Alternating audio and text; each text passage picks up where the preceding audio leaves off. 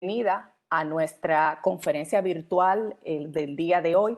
En nombre del Comité Regional de la CIER, Larisa Esteves, coordinadora de productos virtuales de SECACIER, estará con ustedes durante este tiempo. En un ratito también se estará incorporando con mi persona, pues mi compañero Rafael Avendaño, para poder estar interactuando en el conversatorio y preguntas y respuestas que vamos a tener luego que nuestros expositores de hoy compartan todo lo que nos van a traer. Como ustedes saben, el día de hoy tenemos la segunda sesión y el cierre de lo que es la serie de 2 conferencias virtuales relacionadas al petróleo y las energías renovables en tiempos de COVID. Un momentito que han habilitado un micrófono.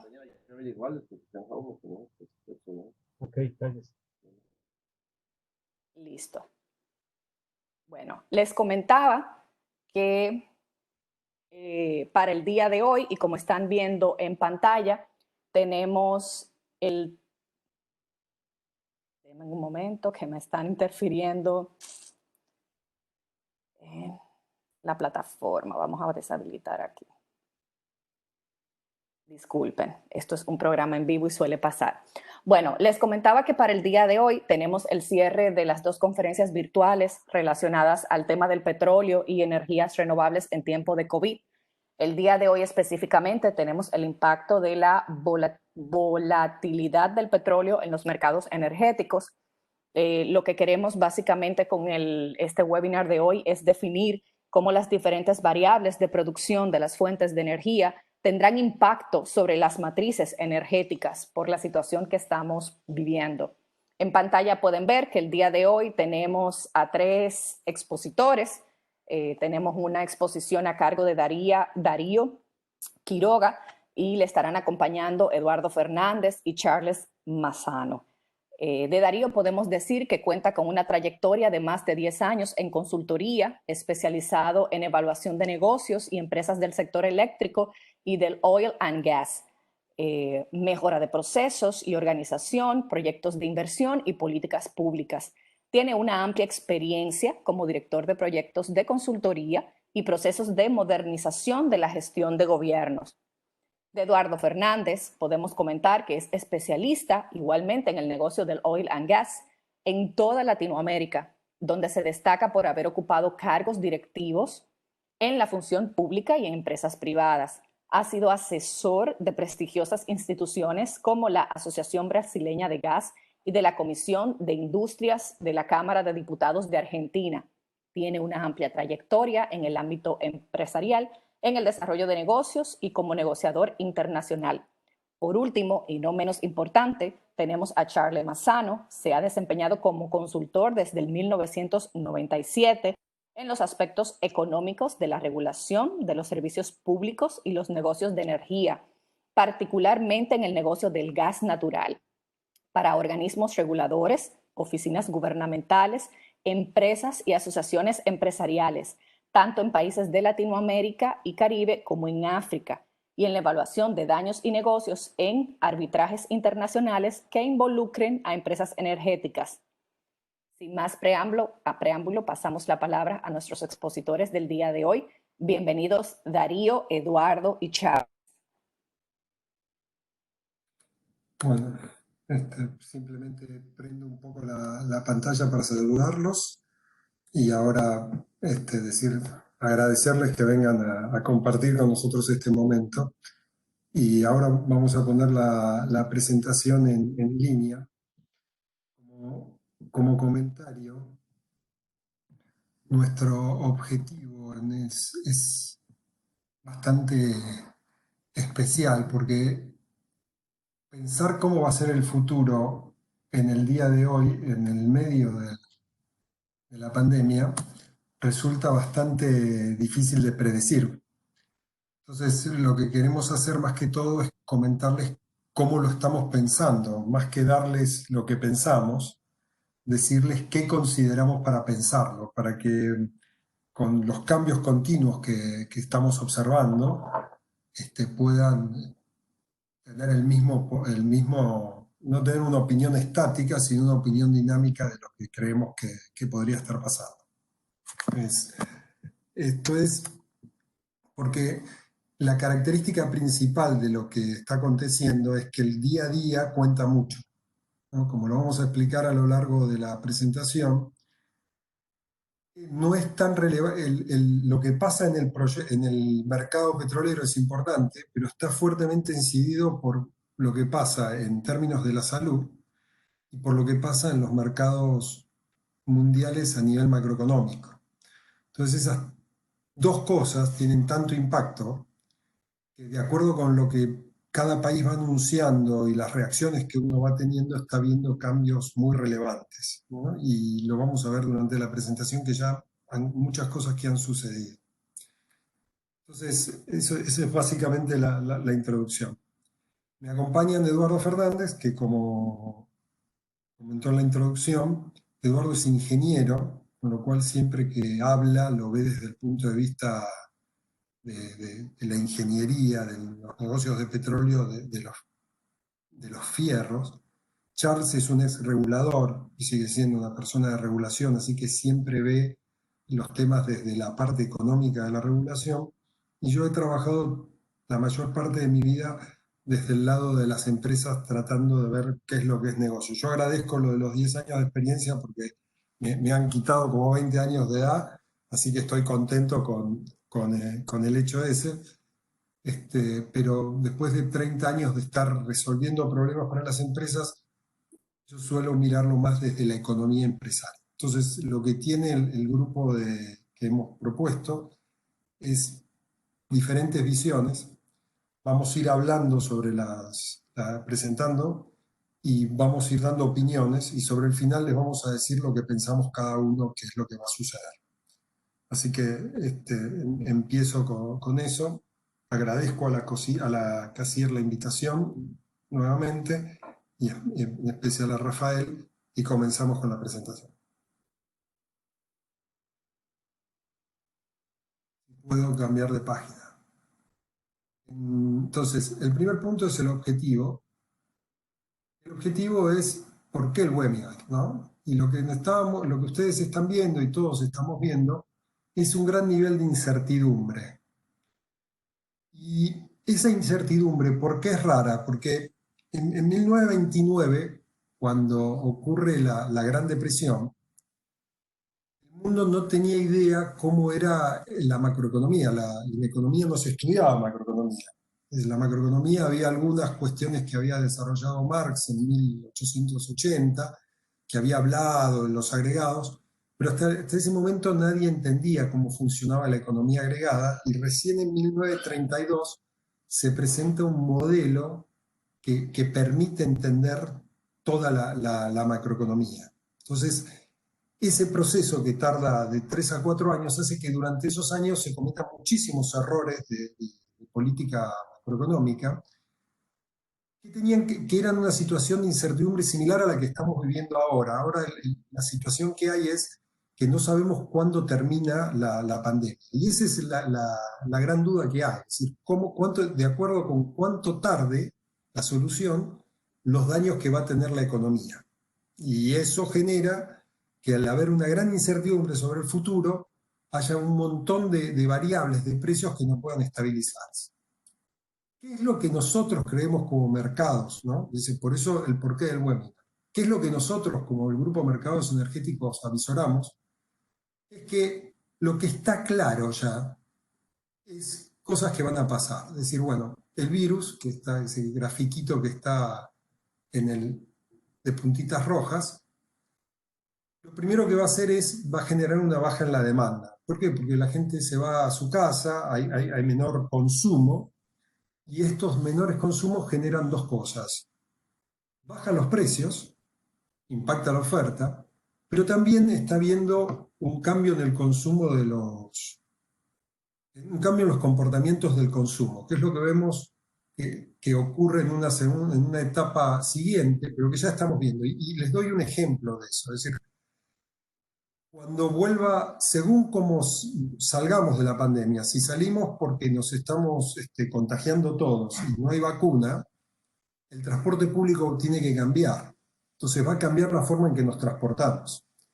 Si lo que ocurre es que hay una vacuna, el proceso de distribución de esa vacuna va a impactar cuánto cambia o no el consumo. Pero lo que sí es cierto que en mi país, en Argentina, el gobierno está dando créditos cortos, baratos, para que la gente compre motos y monopatines eléctricos y bicicletas eléctricas, ¿no? Pero decir, bueno, si te vas a mover poco, no vayan en el transporte público. Entonces hay un cambio de consumo en lo que se está haciendo. Esto traslada que el transporte público va a seguir funcionando, va a consumir muy poco menos, pero va a aparecer un consumo eléctrico de otro tipo de transporte, ¿no? Entonces eso está bien claro lo que quiere decir el cambio de consumo. Por otro lado, la baja de precios y el hecho de que también todos tenemos menos ingresos genera una serie de problemas financieros. En muchos países, en casi todos los países de la región, los bancos centrales, para hablar de Latinoamérica, han tenido normativa para suspender o renegociar los momentos de pago de las empresas, sobre todo las del sector eléctrico. O sea, en algunos países han suspendido el pago de amortizaciones, en otros países ha habido acuerdos con los bancos, pero la realidad es que todos están enfrentando una situación financiera particular, y es que en muchos países se ha postergado el pago de las facturas eléctricas o está habiendo un mayor nivel de falta de pago. Entonces las empresas empiezan a tener ciertos niveles de problemas financieros. La duración de la pandemia es lo que va a generar la cantidad del problema financiero final. Y eso genera que el Estado empiece a pensar en participar en subsidios directos. Pasa en Chile, pasa en Argentina, pasa en Brasil, ¿no? Es decir, en todos ha habido algún tipo de intervención. A la larga, si el proceso dura, lo que vamos a tener es un tema en las inversiones y un tema de cambios regulatorios y nuevas políticas. Entonces, ese entorno que es el que vemos para el sector eléctrico es el que queremos ver y cómo impacta en el ingreso y la expansión de los renovables, ¿no? Entonces, lo que vamos a ver en esta charla es eso, instrumentos para pensar mejor el futuro, lo que está sobre el final del slide. Se ve el puntero, si alguno me hace un comentario, me viene bien, se ve el puntero aquí, instrumentos para pensar el futuro, en futuros entornos, y qué consideraciones tenemos que tener, ¿no? Eso es el objetivo de esta charla. Es decir, en lugar de decirles cuál es nuestra visión, cómo estamos viendo, es darles una serie de instrumentos de cómo estamos pensando en lo que va a pasar. Entonces, el primer punto es, ¿qué es lo que estaba pasando antes? Y después ver qué es lo que va a pasar. Es decir, qué es lo que venía pasando con el sector eléctrico en su conjunto y con el precio del petróleo. Entonces, ese punto, es decir, cómo impacta, tiene dos variables.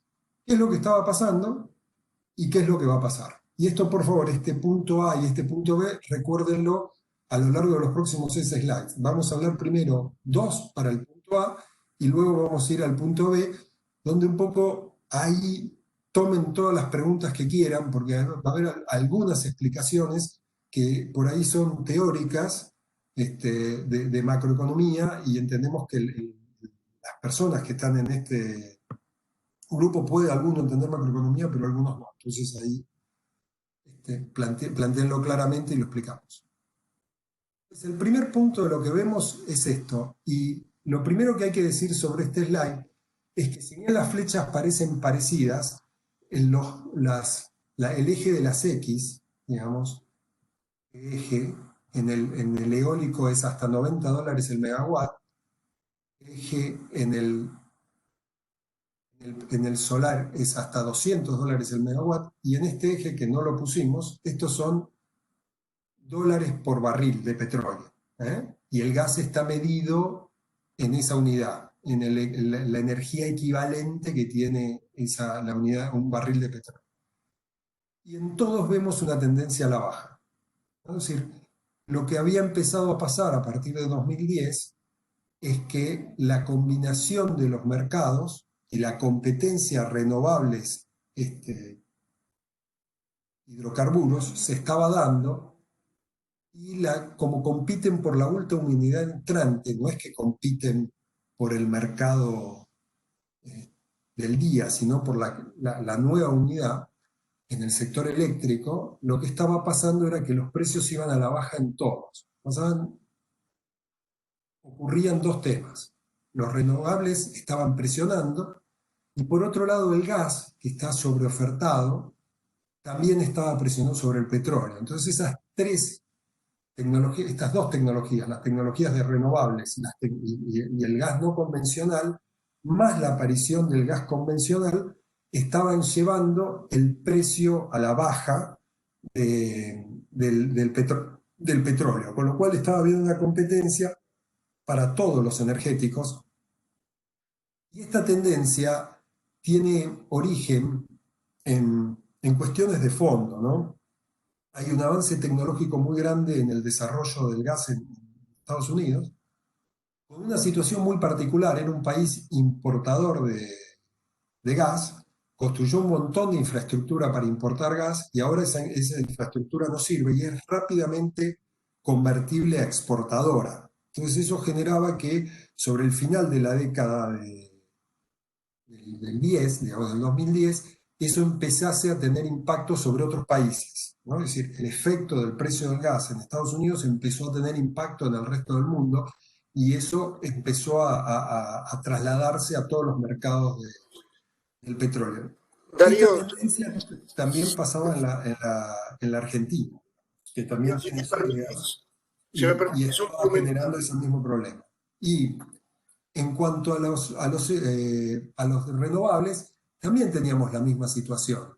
Lo que Darío, teníamos era disculpe, que, ¿sí? creo que Eduardo estaba comentando algo. Sí, ahora, Edu, cuando termino te pregunto.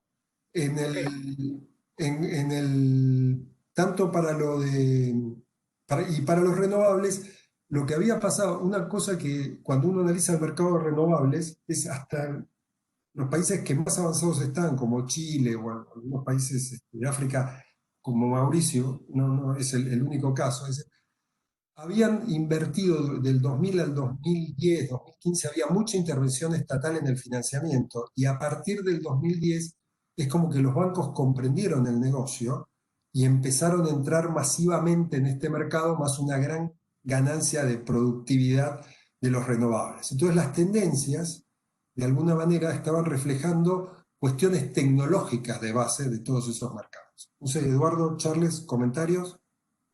sí, en el gráfico de los precios de gas y petróleo creo que hay dos lecciones que me parece que son dignas de aprenderse. La primera es, si ustedes ven hacia aproximadamente el 2004-2005, se desacoplan los precios de crudo y los precios de gas natural.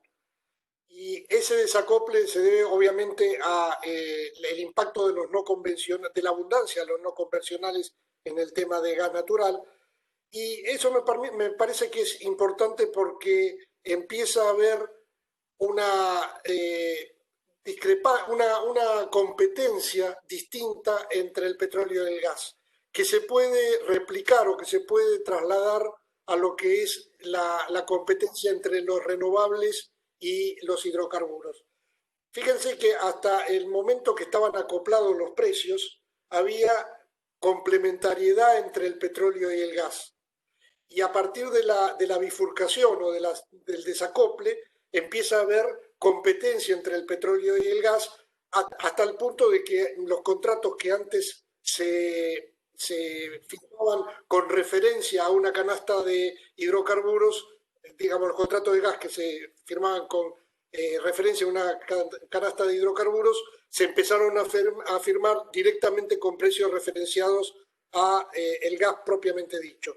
Me parece que esa misma lección se puede aprender y hay que tenerla en cuenta cuando los renovables eh, se comporten como competencia o como complementariedad de los hidrocarburos. Charles.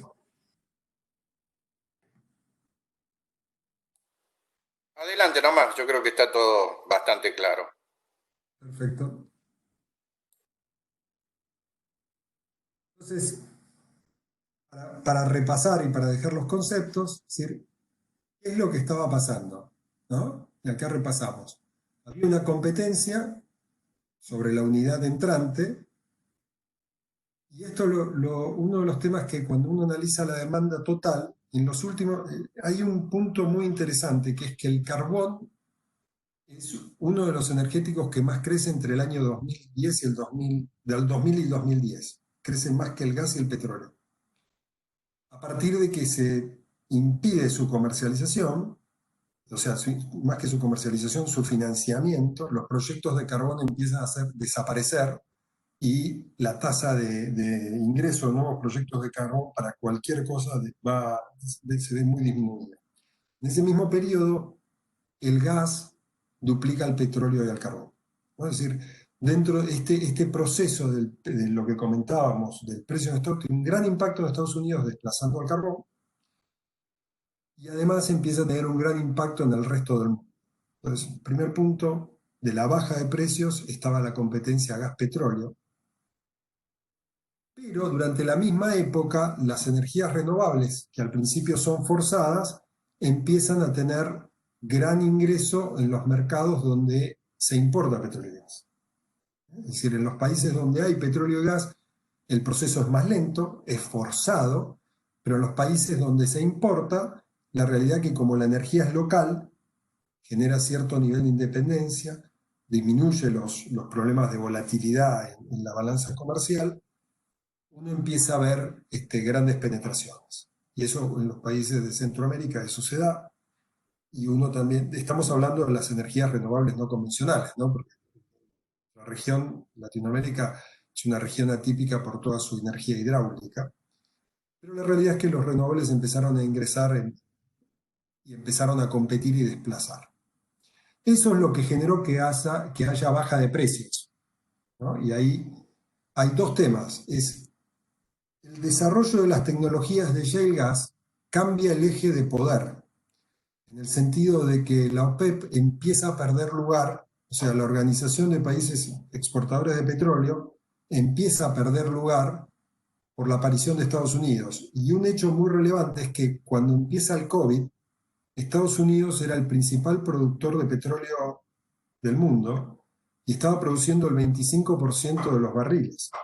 Es decir, Estados Unidos estaba en 25 millones de barriles de petróleo diario sobre un total de 100, 99 y algo, con lo cual era el que estaba manteniendo los precios bajos, ¿no? Cada vez que el precio superaba esos 40, Estados Unidos seguía creciendo. Y cuando uno ve los datos de los últimos 3, 4 años, que lo vamos a ver más adelante, el crecimiento de Estados Unidos era muy grande, con lo cual los países exportadores del petróleo habían perdido su capacidad de manejar el precio hacia arriba y estaban en una encrucijada de si empezar a competir. La realidad es que en 40, 60 dólares les permitía tener mucha renta del petróleo para el financiamiento de sus presupuestos, y eso es lo que mantenía el precio entre 40 y 60, pero la realidad es que estaban en una competencia por el mercado muy grande, ya sin el poder de negociación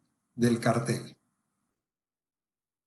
Y los 40 dólares en Estados Unidos ocurrían en un entorno donde había una competencia gas-petróleo muy grande, con 16 grandes compañías, que eran las compañías de las terminales de importación de GNL, que habían perdido el negocio y que necesitaban reconvertirse. Y para eso necesitaban que el gas se desarrolle y empezar a colocar su gas y competir con el petróleo en el mundo en mecanismos de GNL, para lo cual durante la década entre el 10 y el 20 uno ve un cambio de la referencia de los contratos. Es decir, hasta el 2012-2013 los contratos de gas de GNL tienen referencia Brent, o sea, petróleo, como si fuese un sustituto, y a partir del 2016-2015 se empiezan a firmar con referencia a Henry Hub. Y en el medio hay una transición donde casi todos los grandes contratos, digamos, entre 2012 y 2015, los grandes contratos de GNL están todos referenciados al gas. Entonces hay un cambio ahí en la dinámica que empieza a ponerle un precio de largo plazo más bajo al petróleo, a la vez que aparecían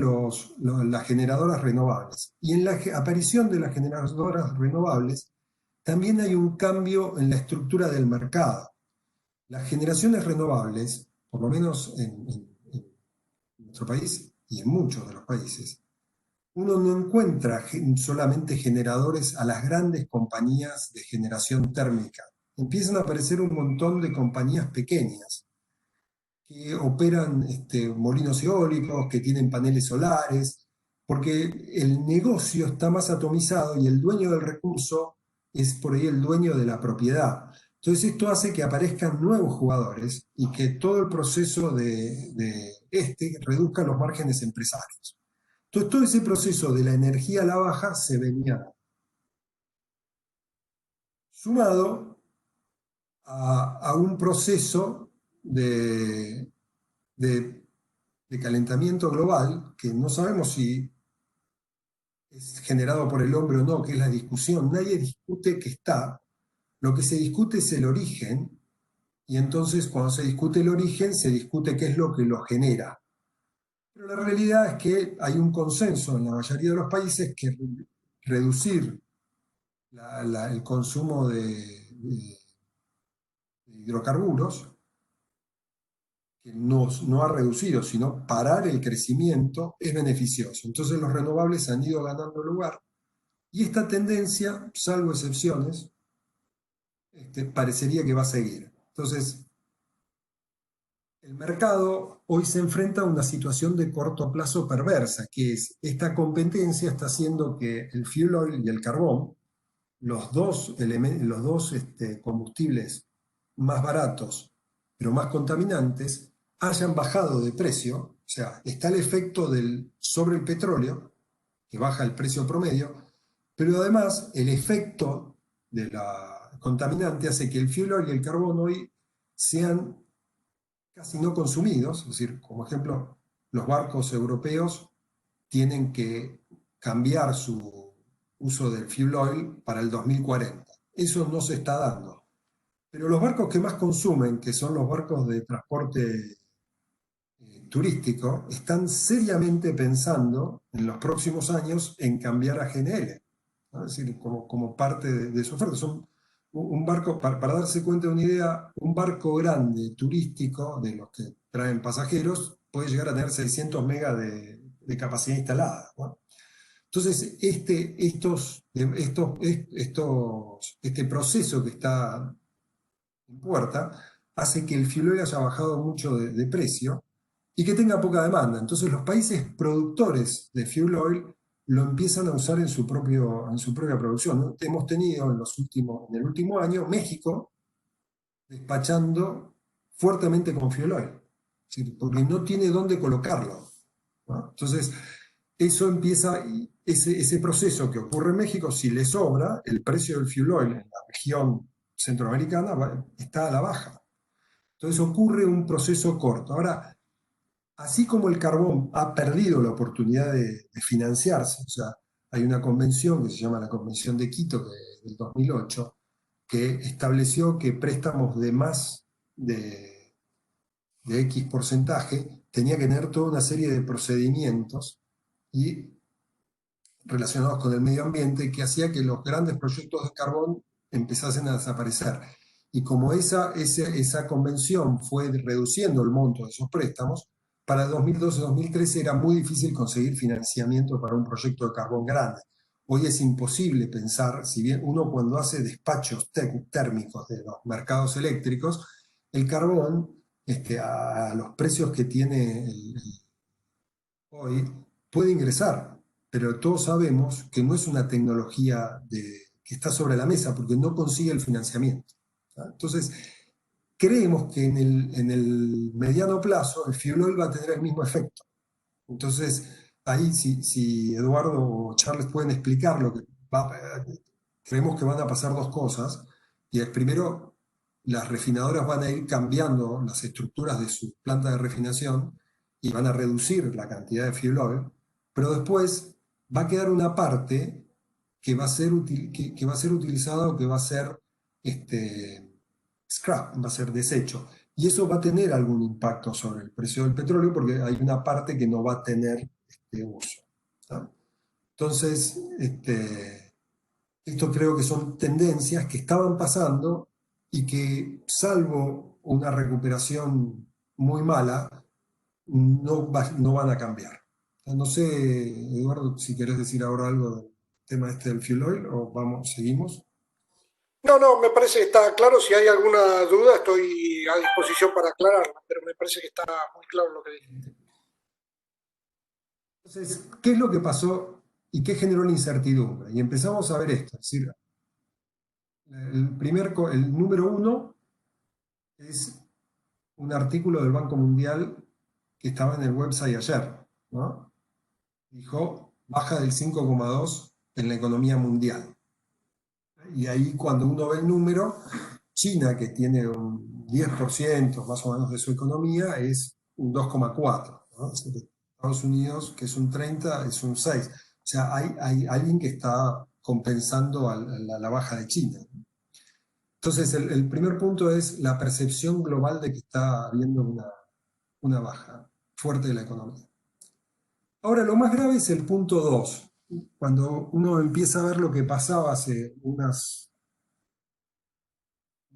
hace una semana, cuando uno ve el tema del 2 de junio del Wall Street Journal.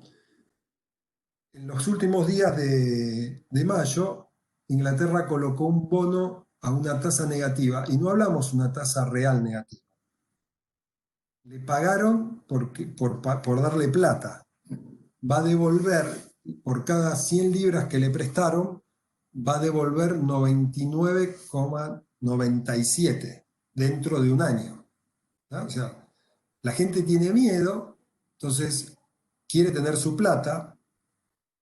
Tener la plata tiene un costo de almacenamiento, tiene que ir al banco, y cuando va al banco no sabe si el banco va a estar, entonces tiene que ponerlo en una caja fuerte, costo de almacenamiento, y tiene que poner un guardia. Entonces está dispuesto a pagarle al gobierno británico para que le tenga la plata. Esto no ocurrió nunca hasta ahora.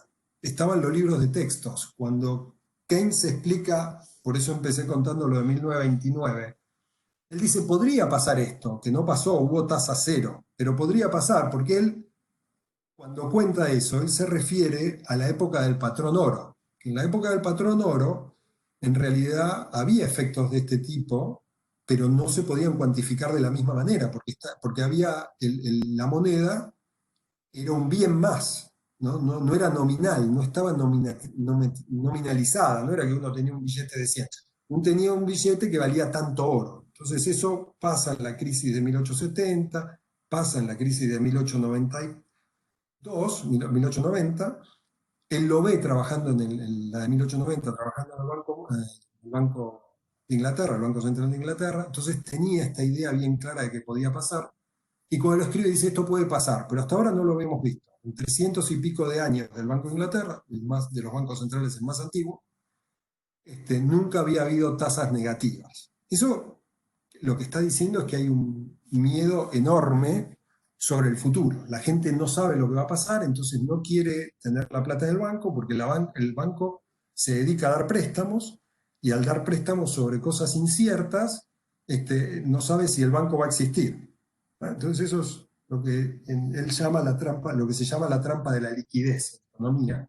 Que como comentario, yo tengo 52 años y escuché sobre las tasas reales negativas. Las vi en Europa desde el 2008 hasta el 2016. Eso quiere decir que la inflación era más alta que la tasa nominal, pero tasas nominales negativas, no reales, sino nominales, no lo habíamos visto nunca. Y esto pasó en mayo. ¿Tá? Entonces, y Estados Unidos, lo que uno ve es que la Fed dice, bueno, las tasas nominales negativas es una cosa muy mala porque también implica una deflación de precios, entonces hay una transferencia de riqueza desde los sectores productivos hacia los tenedores de activos, ¿no? Entonces eso genera problemas macroeconómicos muy serios y los economistas no nos gusta que bajen los precios. Por eso cuando hay esta situación uno ve tanta gente emitiendo, tantos países emitiendo, porque es la mejor práctica, ¿no? Acá pasa algo muy particular, que la gente quiere tener la plata, entonces cambia la demanda ahí. Y eso se empezó a ver, creo que el jueves 19 de marzo, yo lo tengo como el peor día desde que empezó la crisis. La OMS empieza con esto de las cuarentenas muy fuerte. Todos los países entramos más o menos en cuarentena en los primeros 15 días de marzo. Si está bien o está mal, no lo juzgo, pero eso genera este punto, esa percepción de incertidumbre, y uno ve los datos. Yo los saqué de un diario argentino, mostraba el Merval de Argentina 14,5 abajo, Brasil 10,3, ¿no? Y si uno va a todos los índices de la región estaban todos para abajo, el Dow Jones. Entonces, todo eso es lo que muestra el número 13. ¿Qué es lo que pasó? Y por ahí este es el slide donde más ayuda voy a pedir. Dice, esta incertidumbre genera dos cosas. La gente se va a la casa y hay una gran reducción del consumo, ¿no? ¿Okay? Por motivos de precaución. Y acá voy. La moneda, generalmente decimos, tiene una demanda por motivos transaccionales y por motivos de ahorro. El motivo precaución, que está en todos los papers, siempre se dice, bueno, es marginal, solo pasó en el 29. ¿No? Entonces eso pasó ahora, ¿no? La gente empezó a empieza a demandar su dinero, entonces los bancos tienen el problema de que la gente no quiere retener los depósitos. No hemos visto muchas corridas, pero sí hemos visto flight to quality, digamos, buscando activos mejores. Esto hace que desde el punto de vista de la moneda, los países tengan que emitir moneda y darle a los bancos para que si hay alguna corrida bancaria, de alguna manera se recomponga. Por el otro lado, no hay préstamos, porque la incertidumbre sobre el futuro es tan grande que se reduce la inversión. Entonces hay dos componentes del PBI, que es el consumo y la inversión, que se ven fuertemente reducidos. Y eso es lo que ustedes vieron en las bajas de las bolsas. O sea, las empresas van a sufrir porque de alguna manera el 5, algo por ciento es lo que refleja estas dos cosas: reducción en los consumos y reducción en la inversión. ¿Ah? Entonces este es básicamente el extremo. Y esto se refleja en este pequeño modelo, que no sé si se ven claras las líneas. Este es el Capital Asset Pricing Model, que relaciona dos cosas, que nosotros lo usamos para hacer tarifas, para calcular el rendimiento de los activos de generación. Relaciona el riesgo y el rendimiento. Y dice que hay dos cosas que lo componen. Uno, que hay una tasa libre de riesgo, que es el activo contra el gobierno. Y la tasa libre de riesgo lo que refleja es el costo de oportunidad de dejar de consumir. ¿Consumo hoy o consumo mañana? ¿No? Es decir, yo puedo consumir hoy algo, digamos, puedo comprar un auto, un coche, un automóvil, o lo puedo hacer dentro de un mes. ¿Cuál es la tasa por ese disfrute? ¿No? En general no es un auto, es alimento, es algo básico. Es decir, ¿cuál es la tasa mínima por la cual yo dejo de disfrutar? Y esa es la tasa libre de riesgo, que en general el único que no tiene riesgo son los gobiernos. Entonces, ese es el primer punto. Y la incertidumbre asusta a los inversores, como dice el punto 1 a la derecha. Entonces aumentan las tenencias de esos activos y ahí se reduce el costo de la tasa libre de riesgo. Y ocurre algo, es decir, nosotros en general, todos, la línea, esta diagonal, la primera, la que estoy mostrando en el puntero, si le pongo el puntero, esta, era como estaba el mercado al principio. Entonces, como aumentan el riesgo de la incertidumbre, esta línea se mueve desde la primera línea hasta la segunda. Ese primer susto modifica, pero aún hay proyectos de inversión que se hacen. Estos son los proyectos de riesgo, es un portafolio de inversiones. Entonces este riesgo de negocios se mueve, el mercado está en equilibrio, esto lo hemos vivido en algunos momentos, digamos el 2008, pero lo que no hemos vivido es el efecto 3, que vaya hacia tener una tasa negativa. Y cuando eso pasa, en realidad no entra ningún negocio. Entonces se mueve a 4, no hay negocios que alguien quiera hacer. Y esto es lo que ocurre cuando hay una depresión.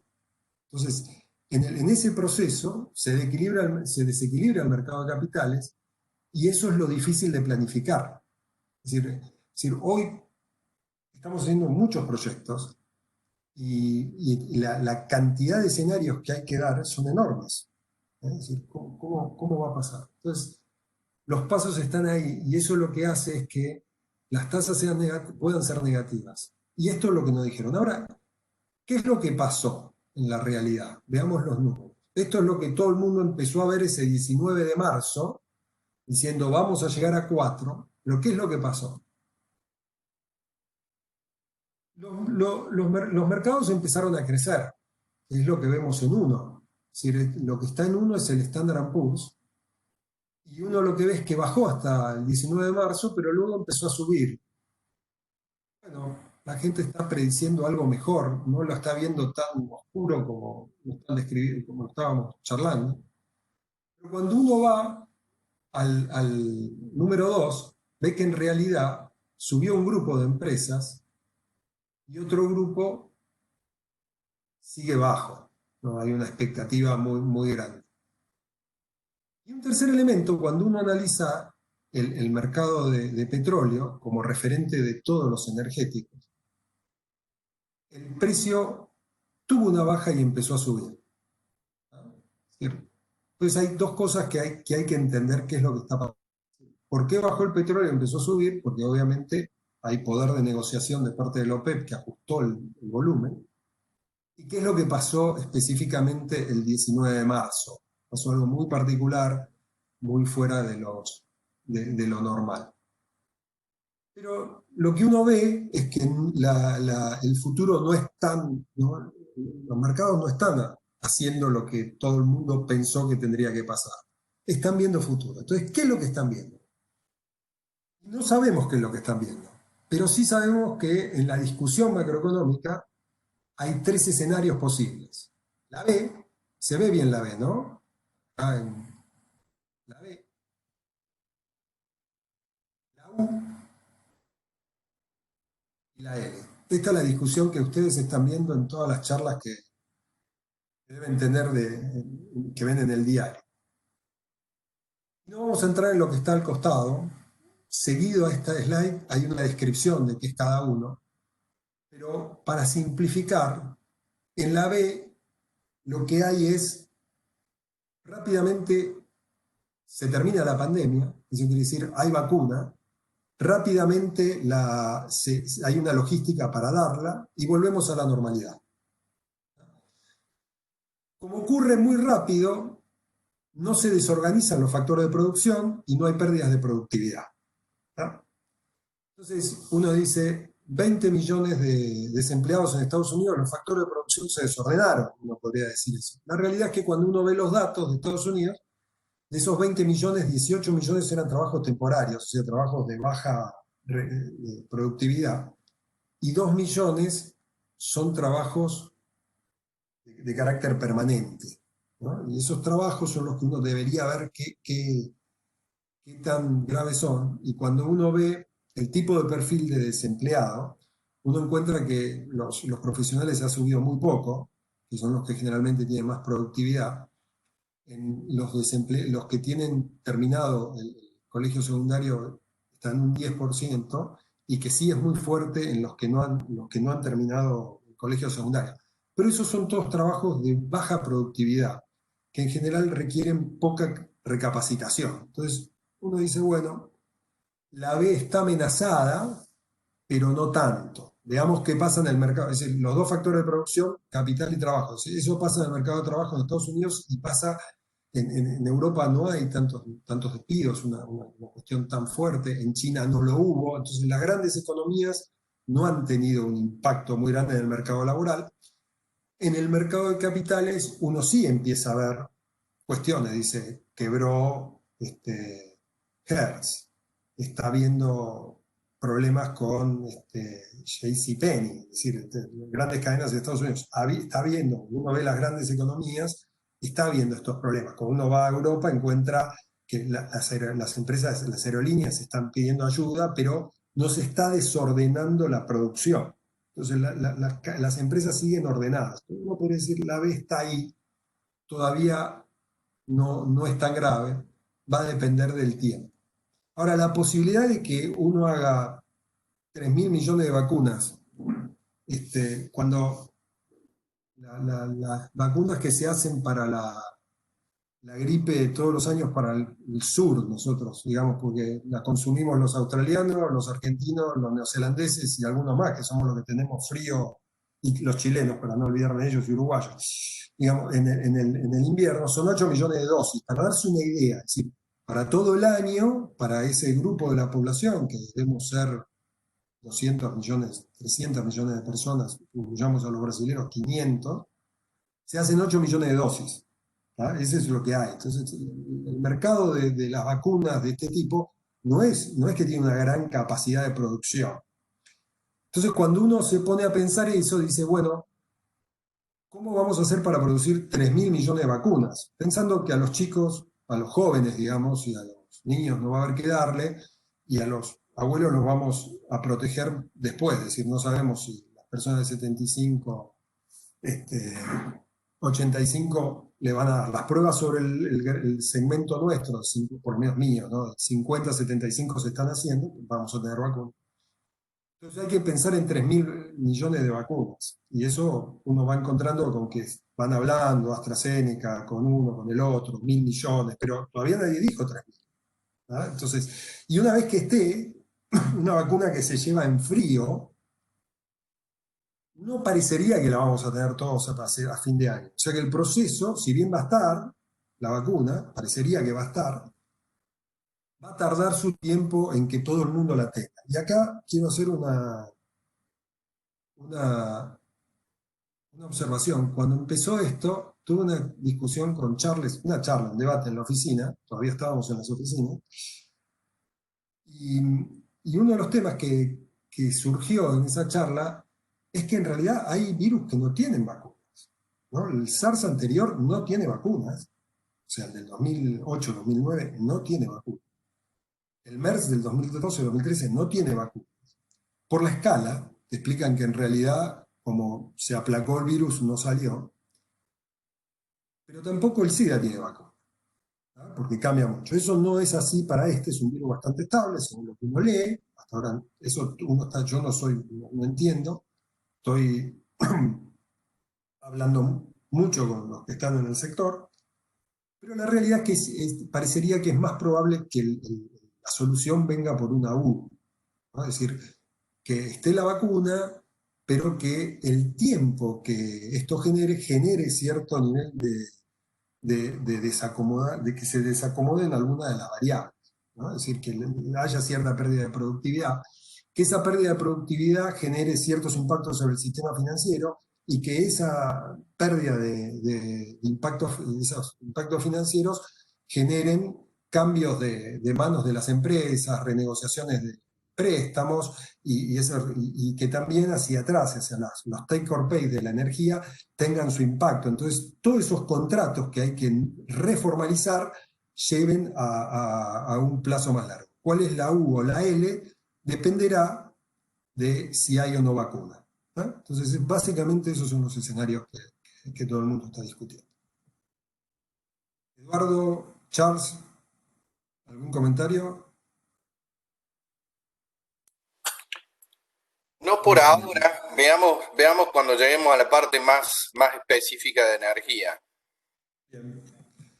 Acá les dejamos cómo son el armado del bull, digamos, como para que lo tengan, no vamos a hablar de esto.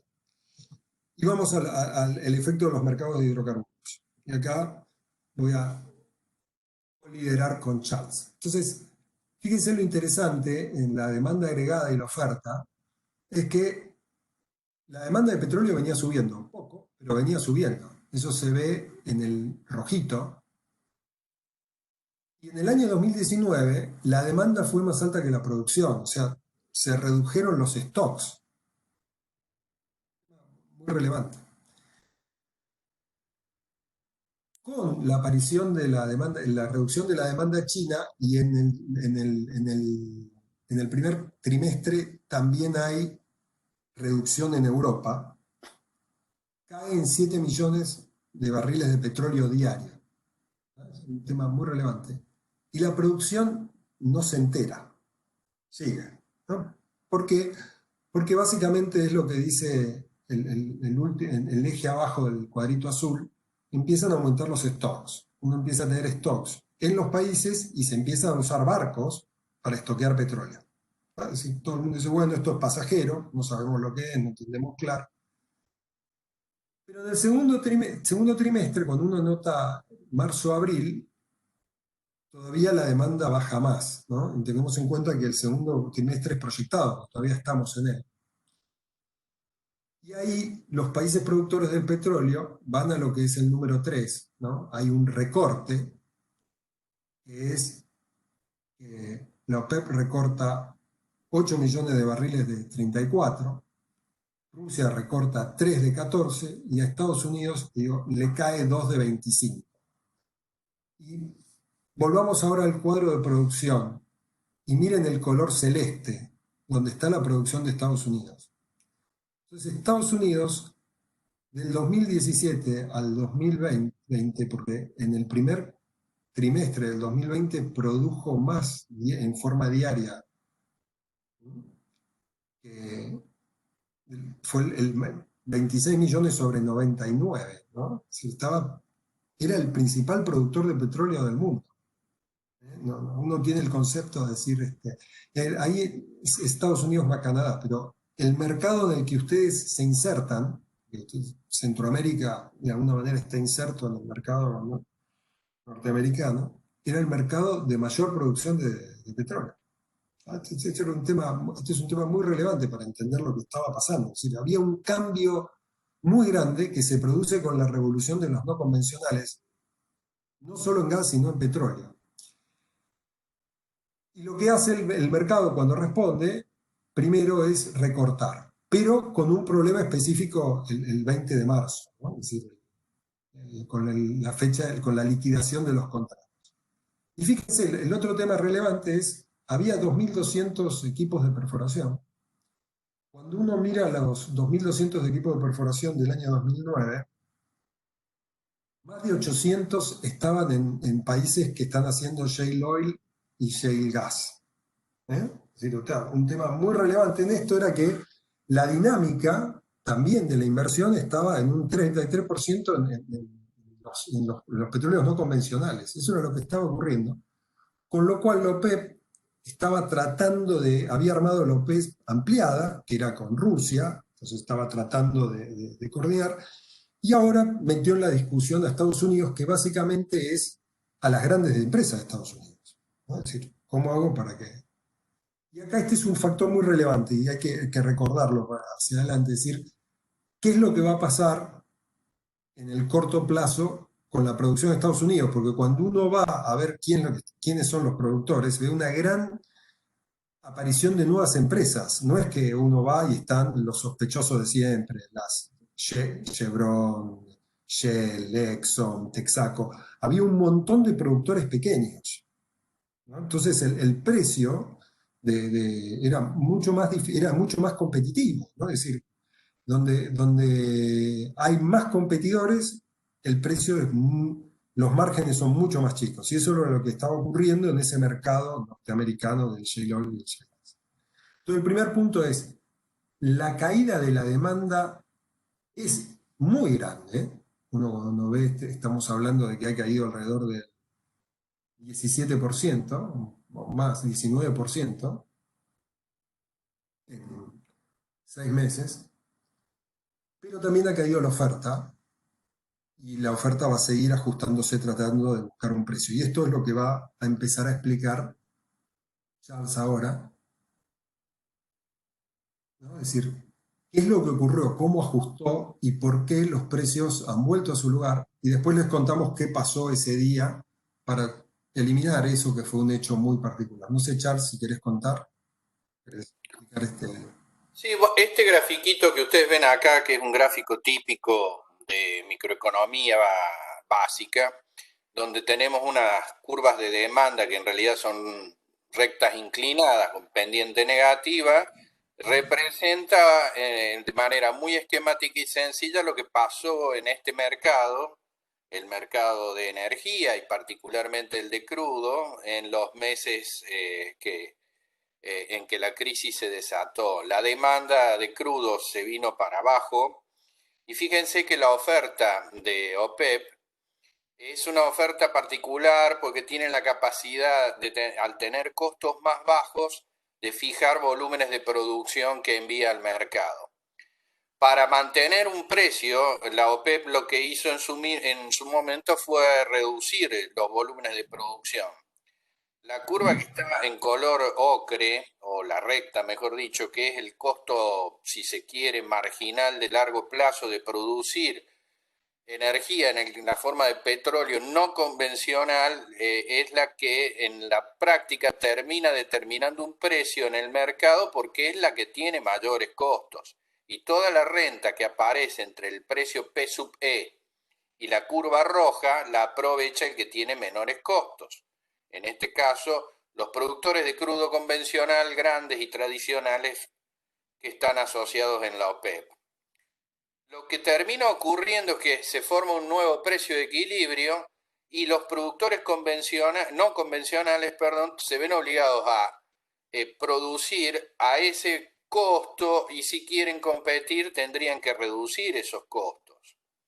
Con lo cual, todas las rentas de esas diferencias las capturan los productores de menores costos. Ahora bien, si mañana OPEP decidiese aumentar la oferta, moviéndose sobre la línea de puntos de color rojo, lo que haría sería reducir aún más el precio de equilibrio hasta un nivel como por ejemplo el de P sub N en el dibujo. Por lo cual, los no PEP son, como ya vimos, los que terminan definiendo los niveles de renta, o sea, de precio por encima de costos, que benefician a los productores de menores costos. El mercado se redujo, la demanda se retrajo, la oferta se retrajo y los precios se acomodaron a esa situación, lo que obviamente impone que cuando el efecto o los movimientos sean al revés, vamos a volver a un mercado con precios un poco más altos y con volúmenes obviamente también más altos.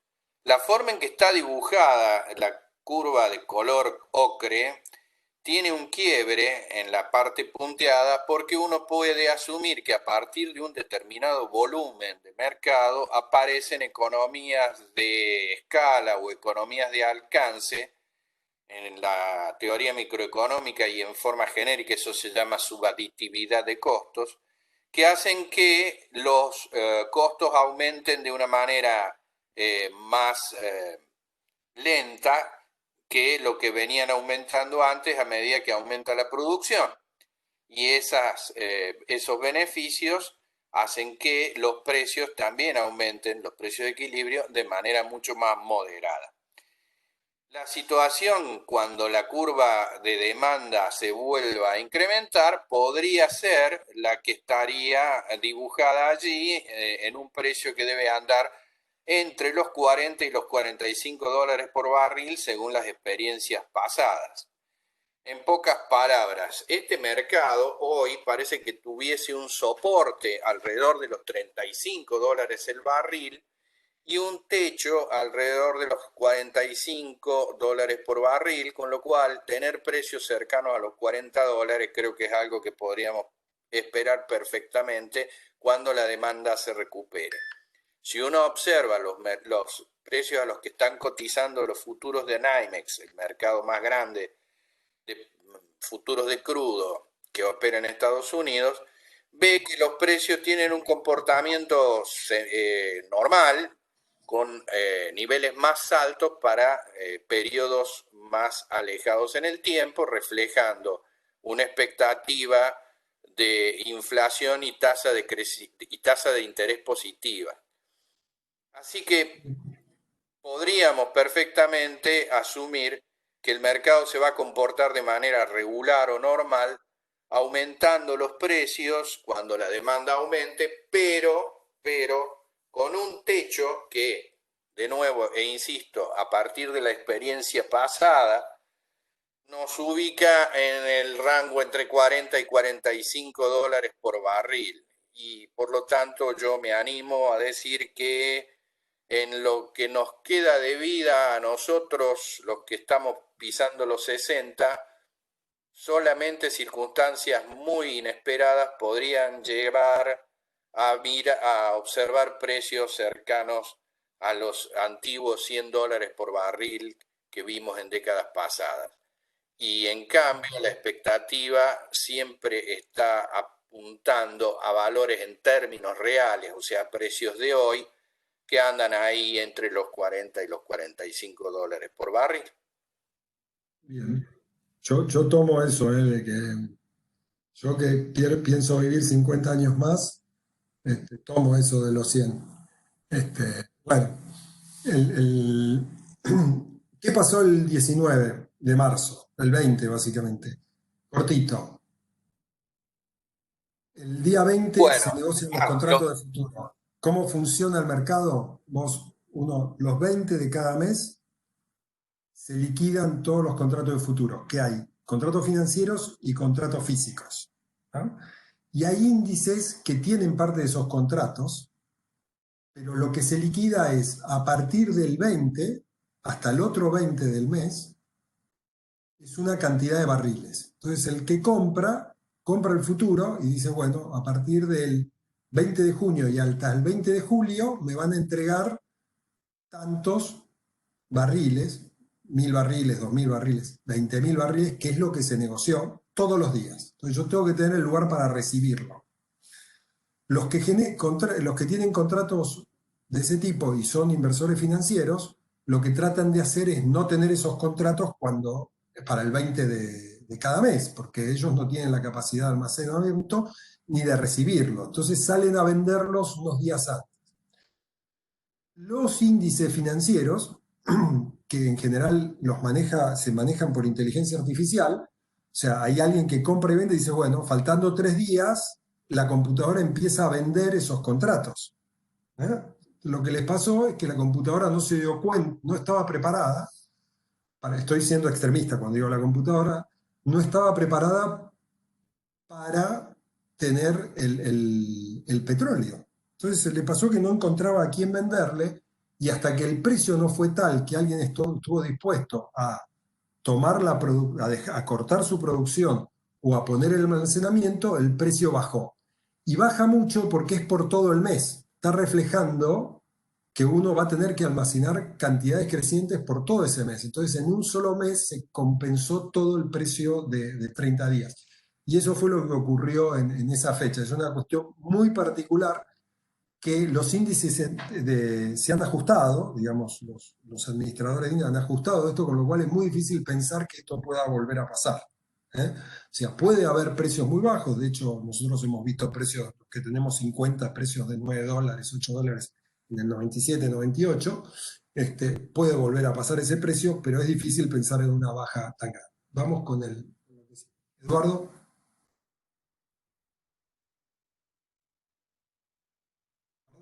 Sí, perdón, se me había trabado el micrófono. Hasta ahora lo que le han estado mostrando mis colegas es, digamos, los condicionamientos de la demanda, y lo que queremos ver ahora es un poco los condicionamientos de la oferta. Y los condicionamientos de la oferta están dados, por un lado, por las necesidades de los productores y por el otro lado, por las inflexibilidades que tiene el proceso de extracción y adecuación del petróleo a las características de las refinerías. Lo que ven arriba de todo es simplemente la cadena de valor para refrescar un poco las distintas etapas que tiene, y las inflexibilidades están dadas a lo largo de los distintos eslabones de esta cadena de valor. En el caso de los estudios geológicos, el desarrollo de las reservas y la generación de pozos para ponerlos en condiciones de producción, uno de los problemas más importantes que hay es el índice de reposición de reservas o la reposición de volúmenes.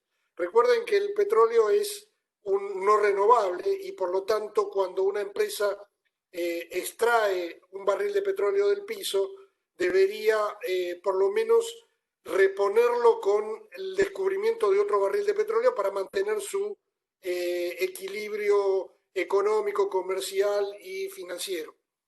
Y esta reposición de volúmenes presenta distintos riesgos dependiendo de los hidrocarburos, si son convencionales o no convencionales. En general, los hidrocarburos convencionales tienen un riesgo geológico, que es encontrar el petróleo, no solo encontrarlo en el piso, en el área que está ubicada, sino que cuando se perfora, cuando se pincha el suelo, tener suerte de perforar en el lugar donde está el núcleo del área de la reserva petrolera. En el caso de los no convencionales, por razones geológicas que llevaría mucho tiempo, pero si a alguno le interesa posteriormente podemos intercambiar opiniones, el tema es que la manta donde el petróleo está atrapado se conoce, se sabe. Es el caso de las formaciones de Estados Unidos, la famosa formación de Vaca Muerta acá en Argentina y otras formaciones del mismo tipo. Se sabe que hay una manta en la que sí o sí el petróleo está. Entonces, el problema no es el riesgo geológico de pinchar y lograr que el petróleo fluya, sino que es el fondeo, es la cobertura del capital de trabajo y de la inversión en capital que se necesita para cada una de las perforaciones, que son significativamente más caras que la de los convencionales. En la segunda etapa, en la etapa del desarrollo de los pozos, el tema más importante en este momento, la inflexibilidad más grande, es que esa pérdida de volumen o esa caída de volumen en la oferta que mencionaban mis colegas anteriormente, produjo una cosa que es mucho más importante, que es la pérdida de la capacidad productiva. Una cosa es la producción, otra cosa es la capacidad productiva. Aquí lo que se perdió en estos últimos tiempos, en estos últimos meses, es capacidad productiva, porque se cerraron pozos y el cierre de pozos implica una pérdida de la posibilidad de que ese pozo, cuando se abra, vuelva a los niveles de producción anteriores. Y esa capacidad productiva es lo que va a tardar en recuperarse probablemente más tiempo que si fuera solamente la producción.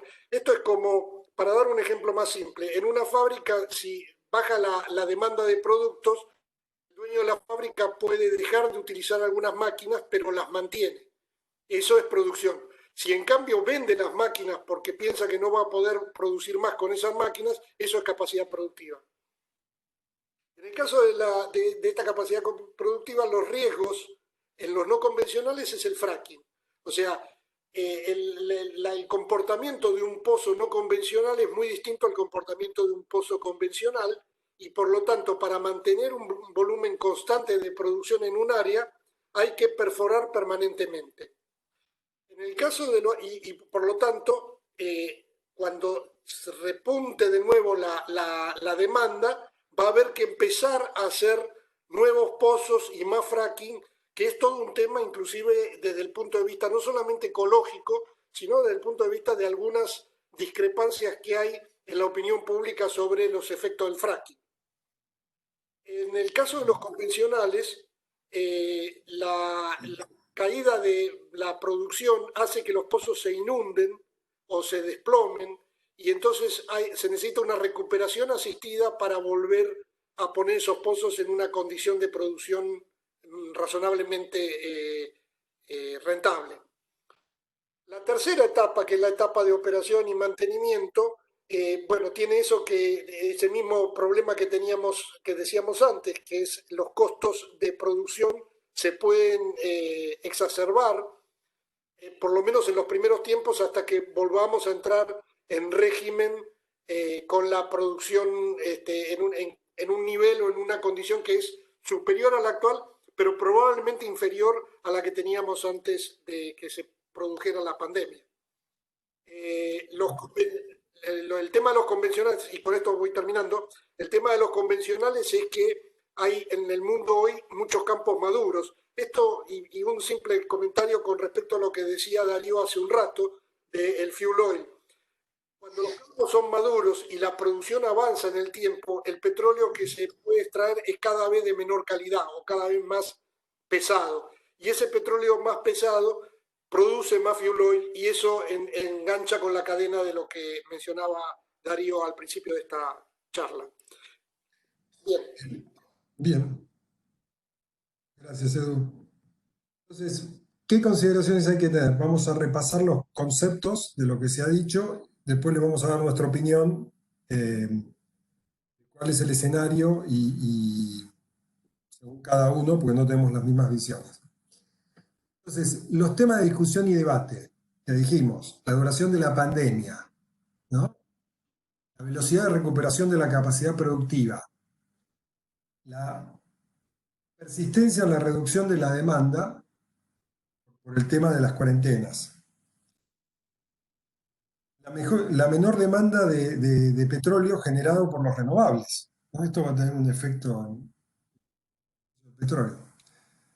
La alteración de la fuente de financiamiento, la contraposición de la conciencia ambiental con la inmediatez del consumo, y a esto me refiero a los precios, ¿no? Es decir, la oportunidad del fuel oil, y la mayor litigiosidad de los contratos, esto que decíamos que va a haber problemas con los take or pay, si esto se alarga mucho, y porque todo el mundo va a empezar a ver cláusulas de fuerza mayor. Como comentario desde la consultoría, hemos visto por ahí en algunos países que se ha trabajado ya sobre las cláusulas de fuerza mayor, pero lo hemos visto por ahora en grandes contratos, ¿no? Es decir, o con las industrias que tienen el problema.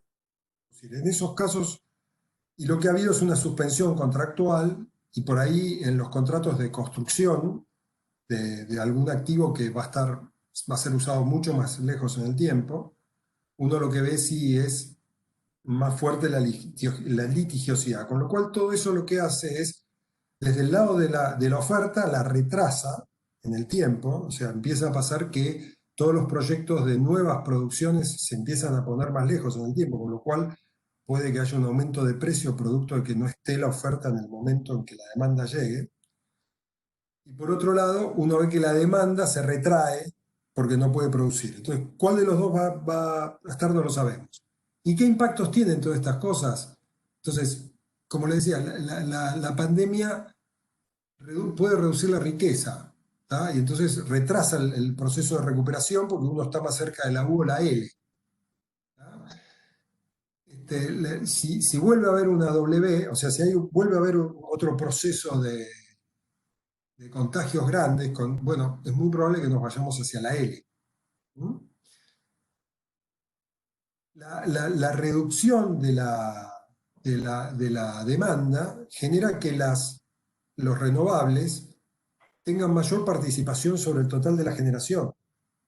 Y ahí hay toda una serie de cuestiones sobre la demanda de combustibles líquidos, pero también sobre las baterías, ¿no? Es decir, mucho de que uno piensa en las baterías y uno lo ve lejos porque primero ve todo el proceso de baterías en el transporte pequeño, digamos, la movilidad de monopatines, bicicletas, y es la misma cadena de suministro de baterías que la que tiene la planta térmica, salvo que sea algunas específicas, ¿no? Pero es decir, las baterías masivas, estamos hablando la misma fuente, entonces dice, bueno, eso está lejos.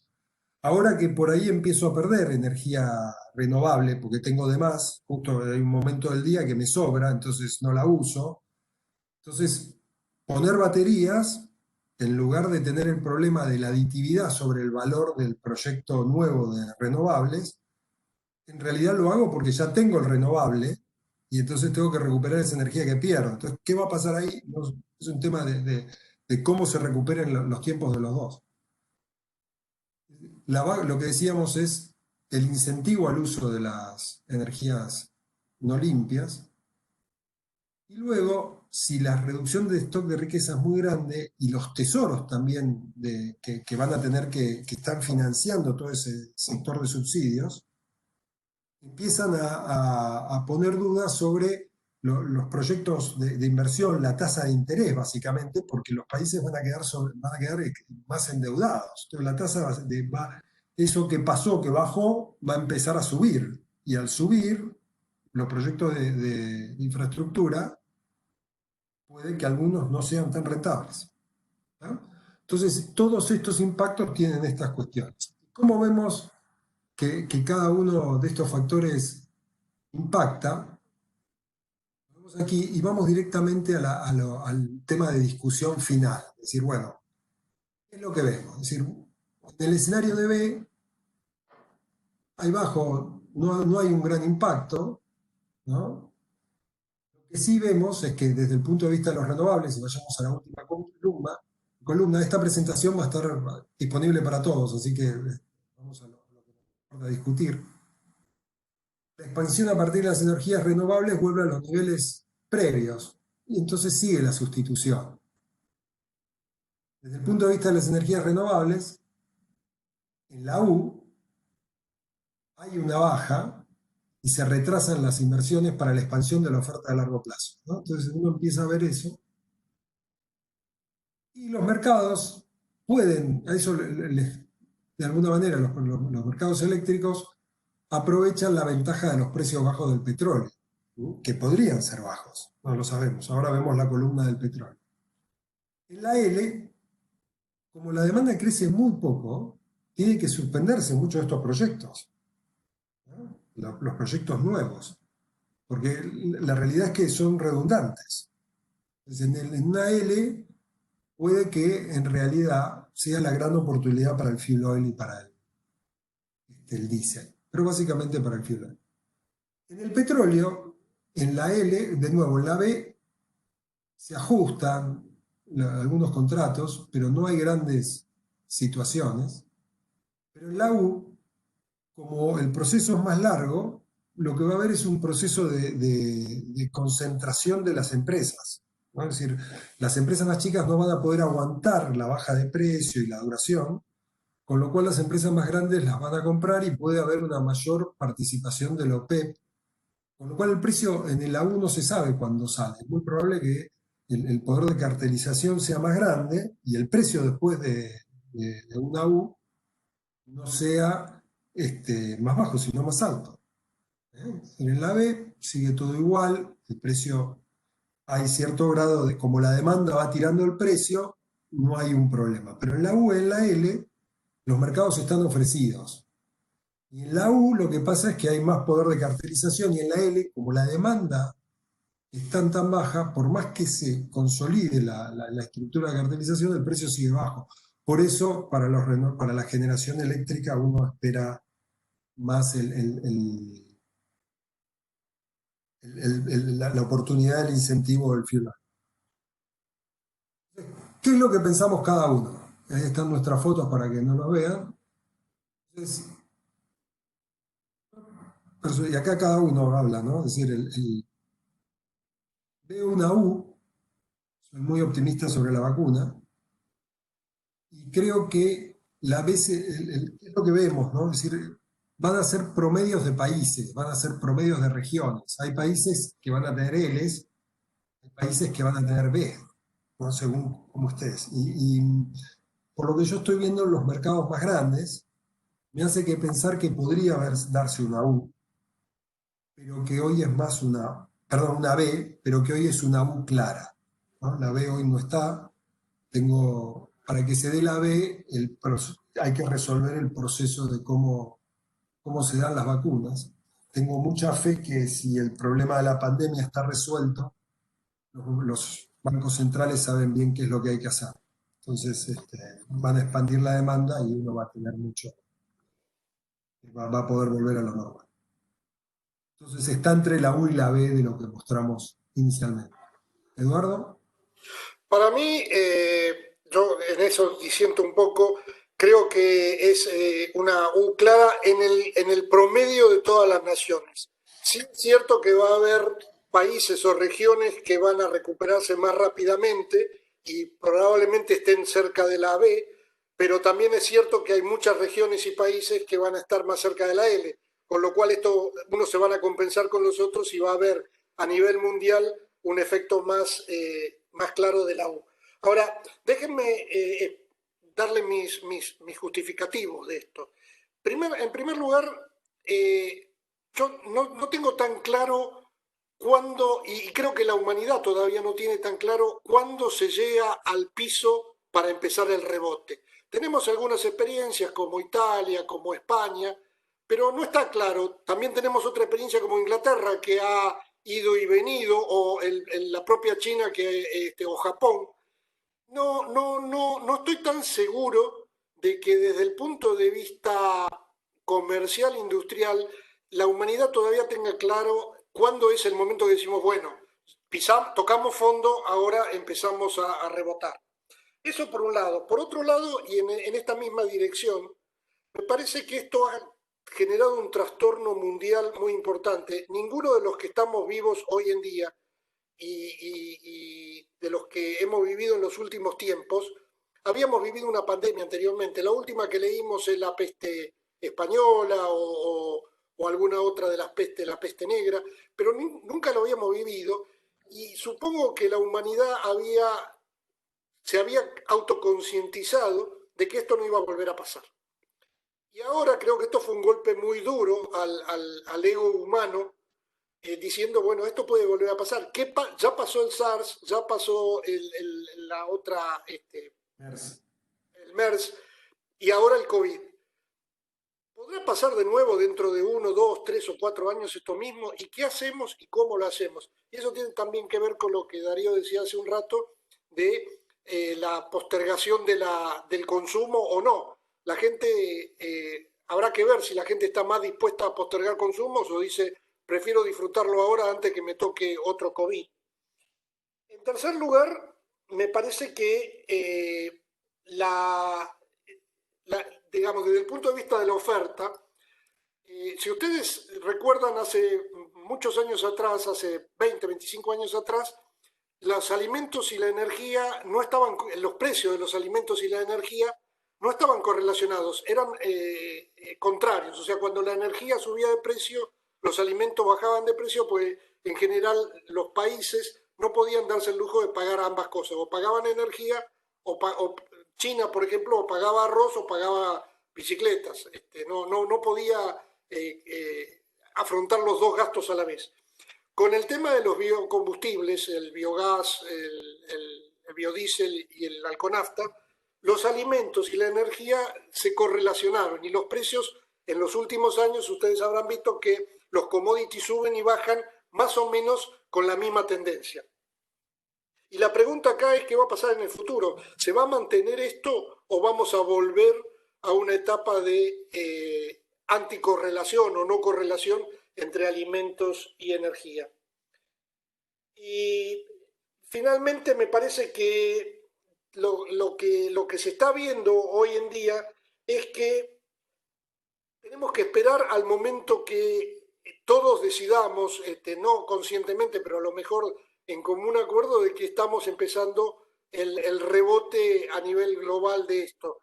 Parecería que Latinoamérica está retrasada en esto, que Latinoamérica y Centroamérica también, digamos, los países del hemisferio sur más algunos del hemisferio norte, estamos todavía en una etapa de recuperación lenta del proceso de salud.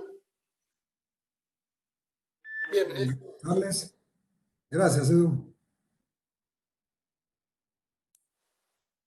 Bueno, yo personalmente veo una L por cuestiones que van más allá de los mercados como los estamos viendo hoy y que tienen más que ver por el hecho de que las grandes economías y grupos de países más importantes del mundo están gobernados por tipos bastante extraños, que asimismo representan situaciones bastante extrañas de sus sociedades Y eso creo que va a dificultar un poco el rebote que finalmente terminará ocurriendo, por eso la L se va a transformar en U, pero va a llevar un tiempo hasta que casos como por ejemplo la economía norteamericana vuelva a niveles de empleo normales, porque si bien es cierto que solo 2 millones de los trabajos que se perdieron son trabajos formales y de largo plazo,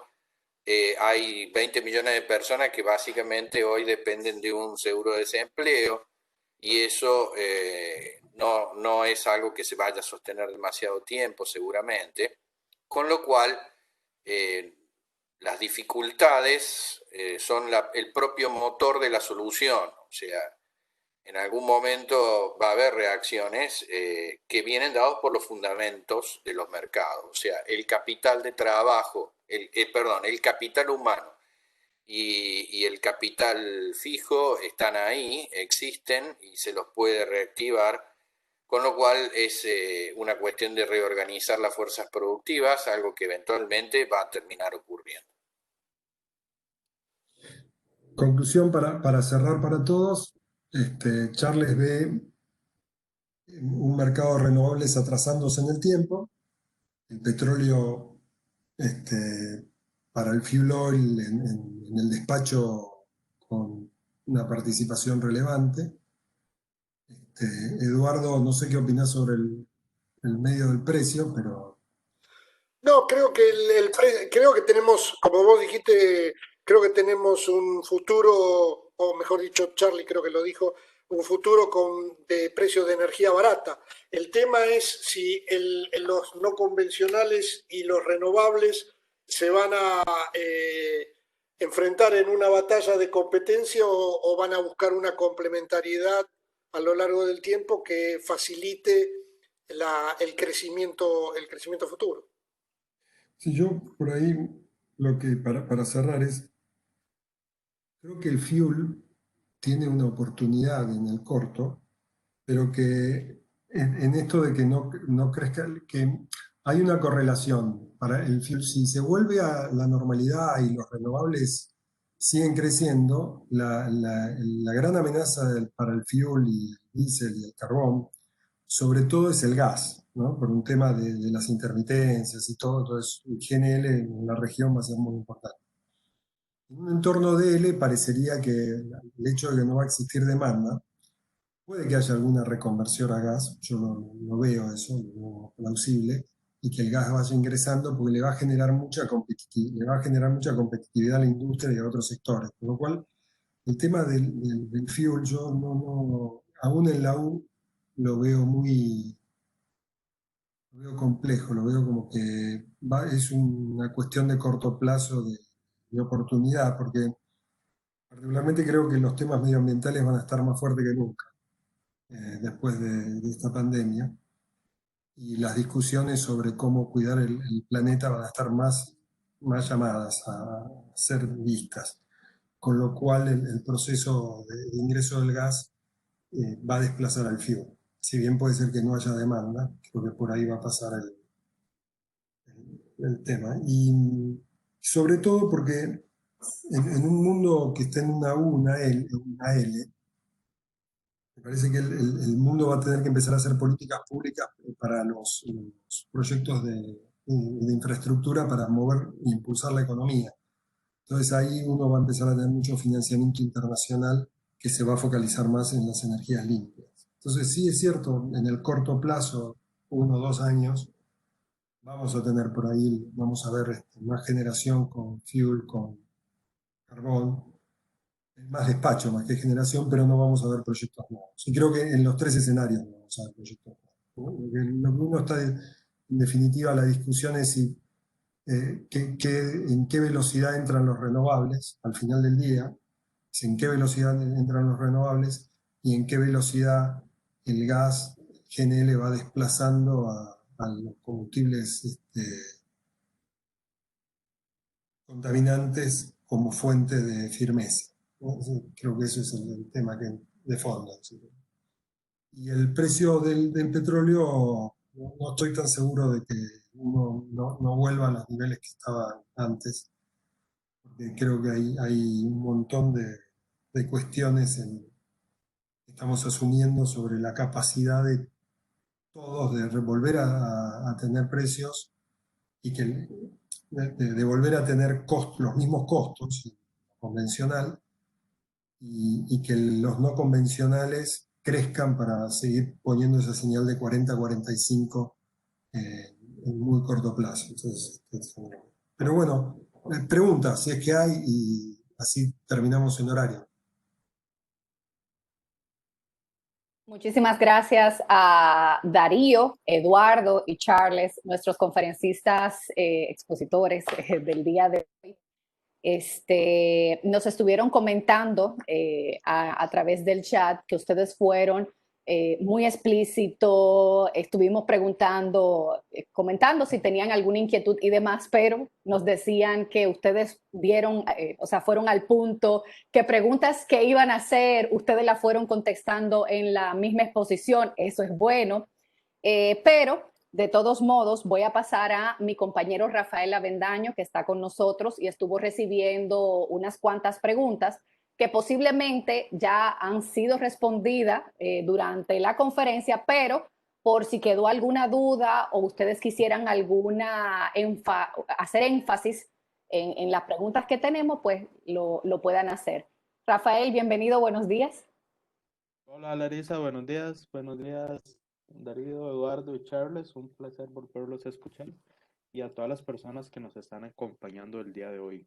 Buen día, Rafael, ¿cómo estás? Buenos días. Muy bien, gracias. ¿Qué tal, Rafael? Muy bien. Bueno, vamos a dar inicio con esta sección de preguntas. Como ya Larisa lo adelantó, tal vez se han abarcado un poco durante la exposición, pero sí sería valioso volverlo a retomar puntualmente. La primera pregunta es, ¿cómo afecta la volatilidad de los precios del petróleo los contratos de suministro de las plantas nuevas de GNL indexados al Brent?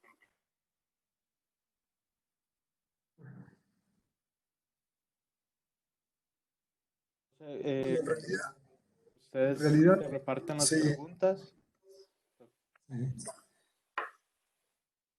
A ver, voy a mientras... No, la tomo yo porque es de Power, ¿eh?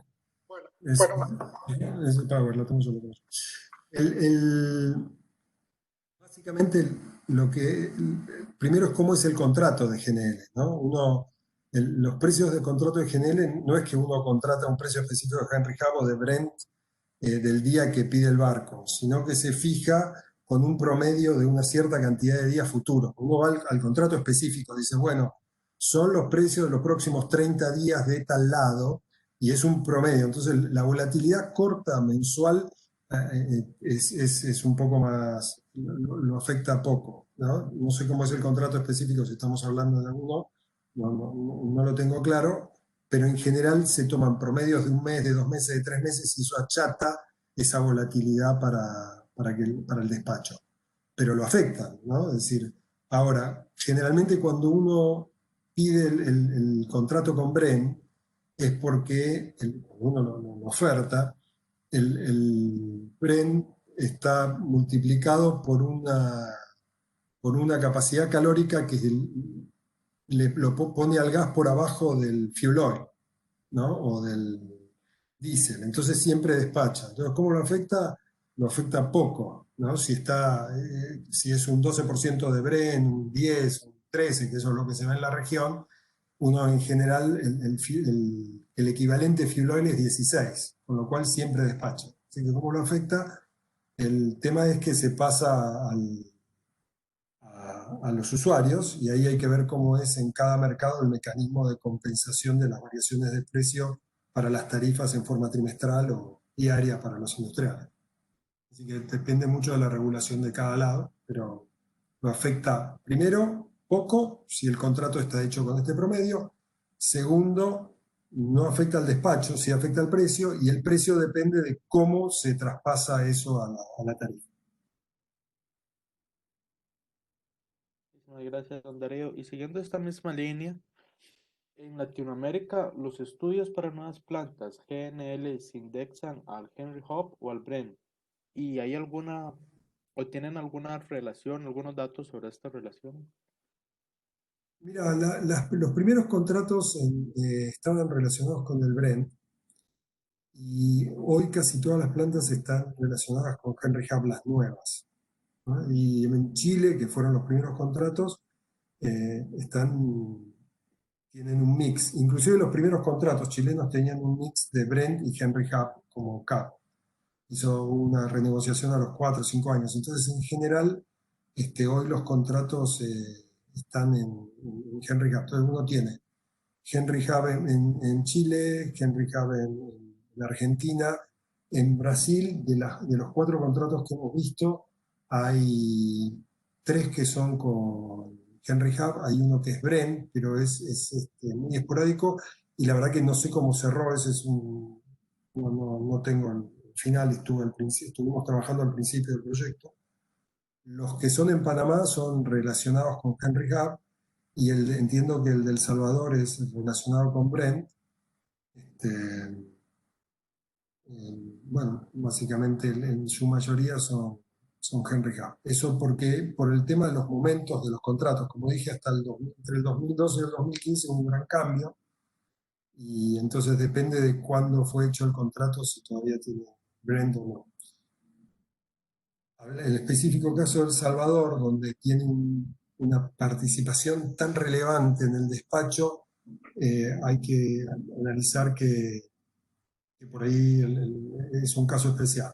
¿No? Hay que analizar cómo es la participación en el despacho para saber si es mejor o peor que esté relacionado con uno u otro. A mí siempre me parece que lo mejor es que estén relacionados a Henry Hub, pero hay que ver el caso específico. No trabajé en El Salvador.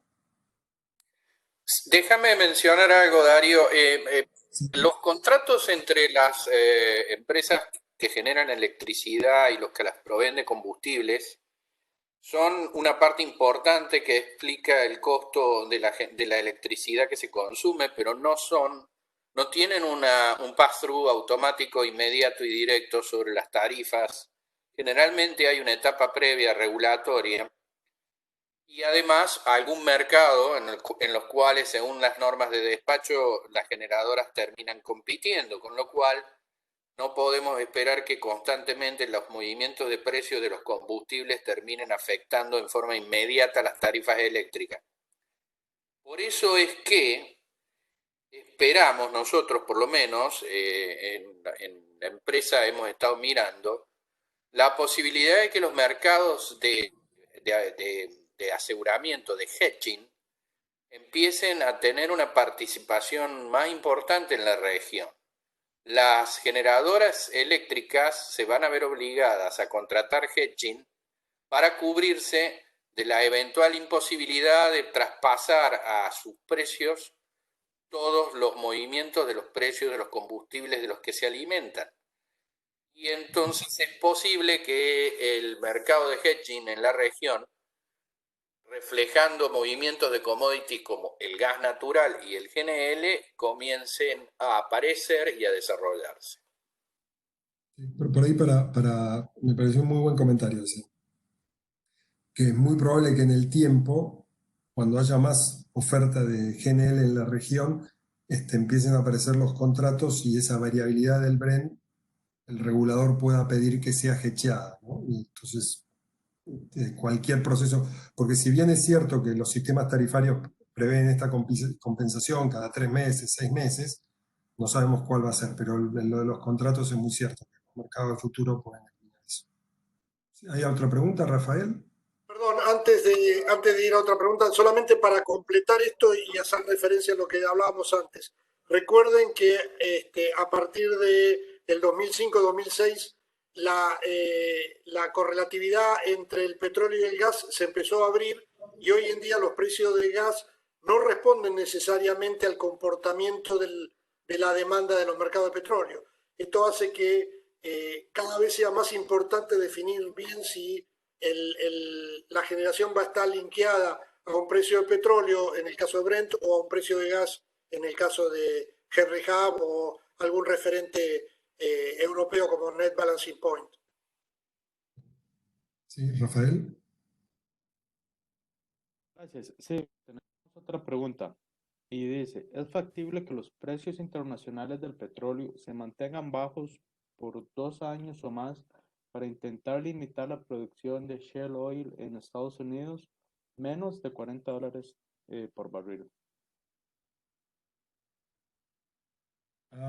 Tenemos opiniones desencontradas. Pero vamos a tomar que no es la opinión del Grupo Mercados Energéticos, es la opinión de Charles, que no.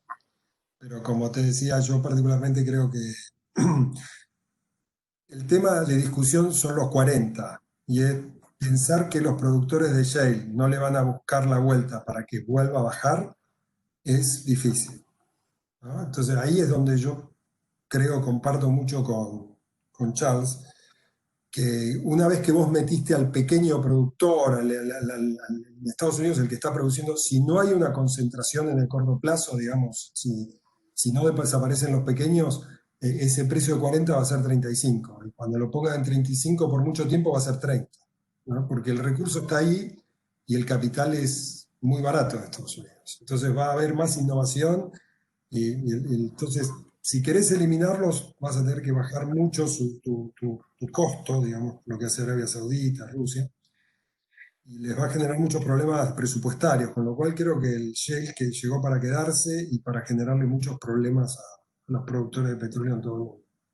Además hay otro tema. Estados Unidos va a seguir produciendo para autoabastecerse. Acá lo que me parece que es importante, o mi opinión personal también, es que probablemente eso afecte la potencialidad de Estados Unidos como exportador de gas o petróleo, pero no como productor para su mercado local. Y como la demanda de Estados Unidos interna es suficientemente grande, esto afecta a todo el mercado internacional, porque baja la demanda de otros países. Sí, ojo que Estados Unidos recién había llegado a fin del año pasado a no tener, o sea, a ser exportador neto, ¿no? Es Sí, decir, pero llegó para recién, quedarse. Pero, o sea, recién en noviembre, diciembre, con lo cual lo que dice Eduardo no es un tema menor. La realidad es que el 60 dólares 50 que estaba en el mercado dando vueltas era un 40 un 44, 45 en las costas de Estados Unidos. Con lo cual el número de hoy, hoy Estados Unidos a este precio vuelve a importar. Entonces los productores de shale pueden seguir creciendo. Para que dejen de exportar, tendría que, digamos, para que empiece a valer el 40 del mercado internacional, tendrían que estar exportando, ¿no? Ese 40 les da un 42, 43. Entonces, ojo con eso porque parecería que sí creemos en 2 o 3 años de precios bajos, ¿eh? Y creo que más, Charles, eso sí. Pero que puedan eliminarlos lo veo muy difícil porque bajó solo 5 millones de barriles ahora en el mes de mayo. Con lo cual estamos viendo eso, ese 3 que pusimos de promedio es el trimestre, pero en mayo fue 5. A ver, resumiendo y para contestar directamente a la pregunta, por los próximos 2 años, con la información que tenemos hoy, resulta muy difícil ver precios por encima de los 45 dólares el barril. Pero estos mercados son muy volátiles y podrían ocurrir cosas que hoy no estamos viendo. Cuando hablamos de precios, estamos hablando de promedios mensuales, ¿no? Hay un día, cuando ustedes ven el precio del gas, también hay días que hay algún problema y vale 18, ¿no? Es decir, pero eso ocurre un día en 10 años, ¿no? Eso puede pasar. va a haber muchísima volatilidad en los precios, sobre todo en el mercado spot. Pero no. ¿Preguntas? Así vamos. Última. No, muchísimas gracias. Esa era la última pregunta. Y antes de terminar la sección, quisiera agradecerles a los tres por tan buena presentación y por tan buen conversatorio. Eh, Desde nuestro punto de vista, tal vez estos tipos de conversatorios pueden generar más que una presentación y se tornan muy, muy interesantes cuando hay diferentes puntos de vista, ¿verdad? Cada uno de ustedes. Pues muchísimas gracias, don Darío, Charles, don Eduardo. Excelente presentación. Larisa, adelante. Básicamente, bueno, pues eso que comentaba mi compañero Rafael, agradecerles a nuestros tres expertos que estuvieron el día de hoy tocando el tema, el impacto de la volatilidad del petróleo en los mercados energéticos, planificación de escenarios y análisis de riesgo a propósito de esta pandemia que nos ha afectado a todos. A don Darío, Eduardo y Charles del Grupo Mercados Energéticos de Argentina, muchísimas gracias. Perdón, por haber Muchas agendado, gracias. por haber agendado su tiempo y haber traído tan excelente conferencia y como comentaba Rafael, muy enriquecedora viendo tres puntos de vista que aunque muchos puntos convergen, en otros son muy distantes. De verdad que muchísimas gracias por su tiempo a los tres. Gracias a ustedes. Gracias, ha sido un placer. Gracias. Igualmente a nuestros...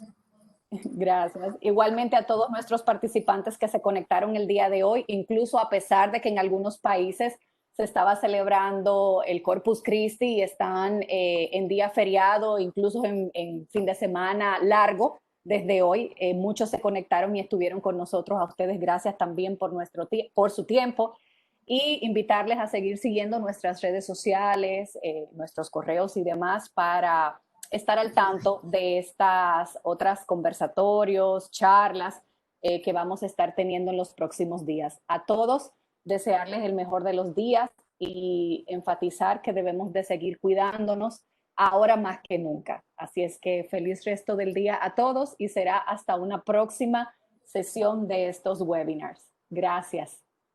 Después te enviamos la presentación para que la distribuyas. Sí, por favor, que los participantes estuvieron comentando en el chat de que se la pidamos para poder enviar a todos. Igualmente la grabación se la vamos a estar pasando a ellos y a ustedes también para que la tengan como insumo. Muchísimas gracias. Bueno, gracias.